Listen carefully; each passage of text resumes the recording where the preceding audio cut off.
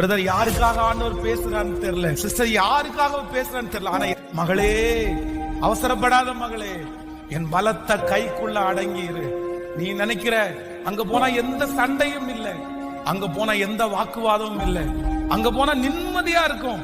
நான் நிம்மதியாச்சும் வாழுவேன் இல்ல, இந்த தொந்தரவு என்னால தாங்க முடியல, இந்த மன கஷ்டம் என்னால சகிக்கவே முடியல. நீ சிறுமைப்படுத்தப்படலாம், நீங்கள் அவமானப்படுத்தப்படலாம், உன் மனசு உடைஞ்சு போய் வந்திருக்கலாம். நான் கடந்து போகிற சிறுமை எவ்வளவு கஷ்டம் தெரியுமா? ஆனா ஆண்டவர் சொல்றாரு, கொஞ்ச நாளைக்கு நான் உன்னை உயர்த்துகிற வரைக்கும் அந்த பலத்த கைக்குள்ள நீ அடங்கி இரு.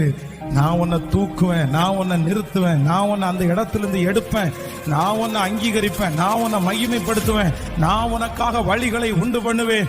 இந்த வருஷம் முடிகிறதுக்குள்ள நிறைய பேரை கர்த்தர் அவருடைய பலத்த கையினால எடுக்க போறாரு. ஏற்ற காலம் நிறைய பேருக்கு வரப்போகிறது.